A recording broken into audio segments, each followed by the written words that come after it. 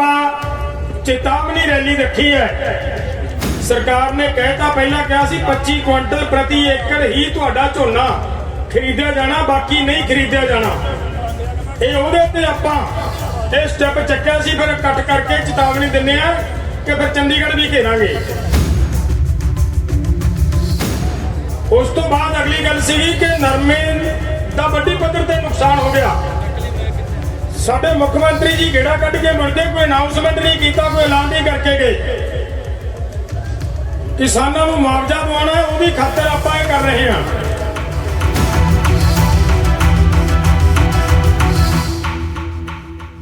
ਆਪਾਂ ਚੇਤਾਵਨੀ ਰੈਲੀ ਰੱਖੀ ਹੈ।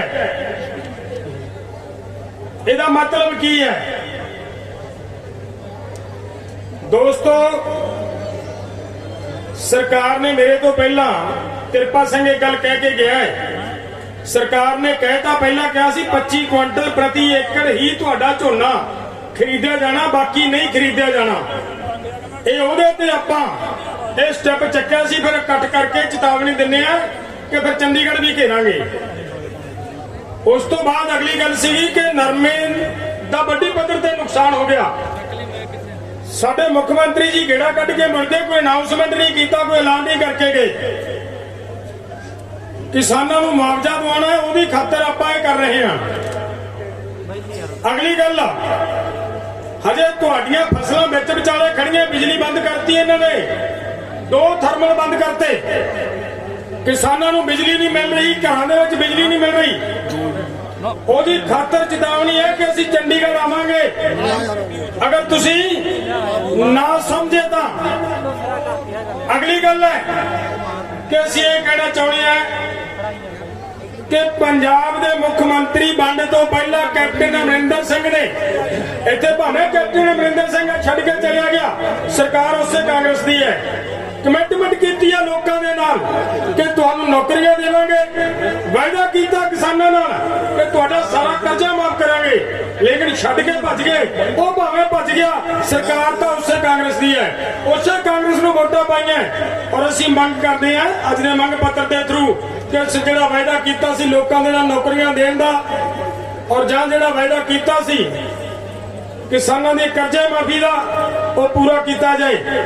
ਔਰ ਅਗਲੀ ਗੱਲ ਕਿ 26 ਨਵੰਬਰ ਤੋਂ ਬਾਅਦ ਜਿਹੜੇ ਸਾਡੇ ਕਿਸਾਨ ਸ਼ਹੀਦ ਹੋਏ ਨੇ, ਉਹਨਾਂ ਸਾਰੇ ਸ਼ਹੀਦ ਕਿਸਾਨਾਂ ਨੂੰ ਪੰਜਾਬ ਗਵਰਨਮੈਂਟ ਨੇ ਕਹਿਤਾ ਕਿ ਅਸੀਂ 5-5 ਲੱਖ ਰੁਪਏ ਮੁਆਵਜ਼ਾ ਦੇਵਾਂਗੇ ਤੇ ਇੱਕ ਪਰਿਵਾਰ ਦੇ ਮੈਂਬਰ ਨੂੰ ਨੌਕਰੀ ਵੀ ਦੇਵਾਂਗੇ। ਪਰ ਮੈਂ ਪੁੱਛਣਾ ਚਾਹਣਾ ਅੱਜ ਦੀ ਸਟੇਜ ਦੇ ਮਾਧਿਅਮ ਤੋਂ, ਇਹ ਮੈਂ ਤਾਂ ਬੋਲਿਆ ਮੇਰੇ ਦੋਸਤੋ ਬੇਨਤੀ ਕਿ ਕਈ ਵਾਰੀ ਭੁਲੇਖੇ ਆ ਵੀ ਖਾਣੀ ਅੱਜ ਰੈਲੀ ਕਾਹਦੇ ਵਾਸਤੇ ਹੋ ਗਈ ਹੈ। ਸਾਡੇ ਉਹ ਜਿਹੜੇ 26 ਨਵੰਬਰ ਤੋਂ ਪਹਿਲਾਂ ਪੰਜਾਬ ਦੇ ਵਿੱਚ ਸਾਡੀਆਂ ਰੇਲਵੇ ਟਰੈਕਾਂ ਤੇ ਬੈਠੇ ਜਾਂ ਟੋਲ ਪਲਾਜ਼ਾ ਤੇ ਬੈਠੇ ਸਾਡੇ ਕਿਸਾਨ ਸ਼ਹੀਦ ਹੋਏ ਨੇ, ਉਹ ਵੀ ਇਸੇ ਅੰਦੋਲਨ ਦਾ ਹਿੱਸਾ ਨੇ। ਉਹਨਾਂ ਕਿਸਾਨਾਂ ਨੂੰ ਵੀ ਉਸੇ ਕੈਟੇਗਰੀ 'ਚ ਲੈ ਕੇ ਉਹਨਾਂ ਪਰਿਵਾਰਾਂ ਨੂੰ ਵੀ 5-5 ਲੱਖ ਦੀ ਮਾਲੀ ਮਦਦ ਤੇ ਨਾਲ ਉਹਨਾਂ ਦੇ ਬੱਚਿਆਂ ਨੂੰ ਨੌਕਰੀ ਦੇਣ ਦਾ ਪ੍ਰਬੰਧ ਕਰੇ ਸਰਕਾਰ। ਇਹ ਸਾਡੀਆਂ ਮੰਗਾਂ ਨੇ, ਨਾਲ ਹੋਰ ਵੀ ਬਹੁਤ ਮੰਗਾਂ ਨੇ ਹਜੇ, ਤਾਂ ਮੇਰਾ ਮਤਲਬ 8-9 ਮੰਗਾਂ ਲੈ ਕੇ ਆਪਾਂ ਪੰਜਾਬ ਸਰਕਾਰ ਨੂੰ, ਕਿਉਂਕਿ ਦਿੱਲੀ ਮੋਰਚਾ ਚੱਲ ਰਿਹਾ ਹੈ, ਦਿੱਲੀ ਮੋਰਚਾ ਕਮਜ਼ੋਰ ਨਹੀਂ ਕੀਤਾ ਜਾ ਸਕਦਾ। ਅੱਜ ਇਹ ਵੀ ਜਾਣਦੇ ਆ ਕਿ ਆਪਾਂ ਚੰਡੀਗੜ੍ਹ ਦੇ ਵਿੱਚ ਜਾ ਕੇ ਤੁਸੀਂ ਇੰਨੀ ਵੱਡੀ ਗਿਣਤੀ 'ਚ ਆਏ ਹੋ, ਜੇ ਅਸੀਂ ਦਿੱਲੀ ਤੇ ਚੰਡੀਗੜ੍ਹ ਨੂੰ ਘੇਰਨ ਦਾ ਐਲਾਨ ਕਰ ਦਿੰਦੇ ਤਾਂ ਮੈਨੂੰ ਪਤਾ ਤੁਸੀਂ ਜਾ ਕੇ ਘੇਰਨਾ ਸੀ।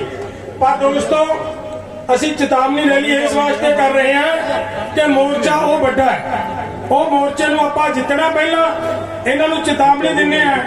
ਇਹ ਸਾਰੀਆਂ ਗੱਲਾਂ ਦੇ ਉੱਤੇ ਇਹਦਾ ਨਾਂ ਚੇਤਾਵਨੀ ਰੈਲੀ ਰੱਖਿਆ ਗਿਆ।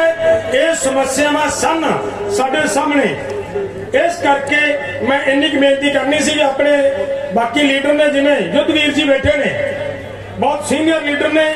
ਆ ਜਿਹੜਾ ਤੁਹਾਡਾ ਨਰਮੇ ਦਾ ਪੰਗਾ ਬਣਿਆ ਵਾ, ਨਰਮਾ ਮਰਿਆ ਜਿਹੜਾ, ਇਹਦੇ ਤੇ ਬੜੀ ਰਿਸਰਚ ਹੈ ਇਹਨਾਂ ਦੀ, ਬੜੀ ਮਿਹਨਤ ਕੀਤੀ ਹੈ ਇਹਨਾਂ ਨੇ। ਉਹ ਦੱਸਣਗੇ ਕਿ ਕਿਸ ਤਰੀਕੇ ਦੇ ਨਾਲ ਇਹ ਬੀਜ ਲਿਆਂਦੇ ਗਿਆ, ਕਿਵੇਂ ਲੁੱਟਿਆ ਗਿਆ, ਕਿਵੇਂ ਤੁਹਾਨੂੰ ਮਾਰਿਆ ਗਿਆ।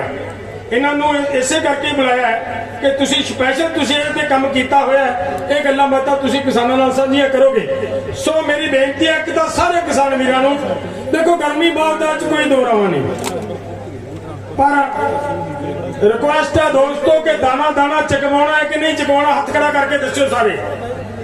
ਚਕਵਾਉਣਾ ਨਾ ਦਾਣਾ ਦਾਣਾ, ਫਿਰ ਭਾਵੇਂ ਕੁਛ ਹੀ ਹੋ ਜਾਏ, ਕਿੰਨੀ ਗਰਮੀ ਹੋਵੇ, ਅਸੀਂ ਵੀ ਤੁਹਾਡੇ ਵਿੱਚ ਬੈਠੇ ਆ। ਬਿਲਕੁਲ ਪਾਣੀ ਦੀ ਘੁੱਟ ਨਹੀਂ ਉਹਨਾਂ ਚਿਰ ਪੀਵਾਂਗੇ ਜਿੰਨਾ ਚਿਰ ਪ੍ਰੋਗਰਾਮ ਸਮਾਪਤ ਨਹੀਂ ਹੁੰਦਾ। ਪਰ ਕਿਸੇ ਨੇ ਉੱਠਣਾ ਨਹੀਂ ਹੈ। ਮੇਰੀ ਰਿਕੁਐਸਟ ਹੈ ਤੁਹਾਨੂੰ ਸਾਰਿਆਂ ਨੂੰ, ਕਿਉਂਕਿ ਬਹੁਤ ਸਿਆਣੇ ਤੇ ਸੀਨੀਅਰ ਲੀਡਰ ਸਾਡੇ ਵਿੱਚ ਬੈਠੇ ਨੇ, ਇਹਨਾਂ ਨੇ ਗੱਲਬਾਤ ਕਰਨੀ ਹੈ। ਆਰਾਮ ਨਾਲ ਬੈਠ ਕੇ ਆਪਾਂ ਗੱਲਬਾਤ ਇਹਨਾਂ ਦੀ ਸੁਣਨੀ ਹੈ। ਧੰਨਵਾਦ ਜੀ। ਇਹ ਮੈਂ ਤਾਂ ਇੰਨਾ ਗੱਲ ਦੱਸਣੀ ਸੀ ਕਿ ਬਾਕੀ ਗੱਲਬਾਤ ਜਦੋਂ ਮੈਂ ਬੋਲਣੀ ਹੈ ਅਬ ਮੈਨੂੰ ਕੋਹਰ ਕਾਫੀ ਗੱਲ ਕਰ ਗਿਆ ਤੁਹਾਡੇ ਨਾਲ।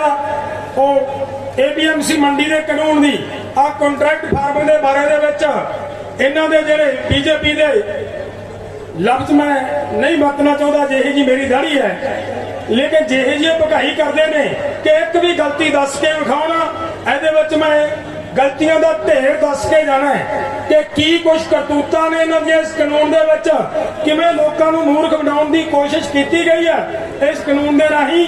ਇਹ ਮੈਂ ਕਾਪੀ ਨਾਲ ਲੈ ਕੇ ਆਇਆ। ਮੈਂ ਆਪਣੀ ਜਦੋਂ ਗੱਲਬਾਤ ਕਰੂੰਗਾ ਤਾਂ ਤੁਹਾਡੇ ਨਾਲ ਗੱਲਬਾਤ ਸਾਂਝੀ ਕਰੂੰਗਾ। ਹੁਣ ਮੇਰੀ ਹੱਥ ਬੰਨ ਕੇ ਬੇਨਤੀ ਹੈ ਵੀ ਸਾਰੇ ਆਰਾਮ ਨਾਲ, ਕਿੰਨੀ ਵੀ ਗਰਮੀ ਹੋਵੇ, ਕੁਝ ਵੀ ਹੋਵੇ, ਆਪਾਂ ਹਿੱਲਣਾ ਨਹੀਂ ਕਿਸੇ ਨੇ।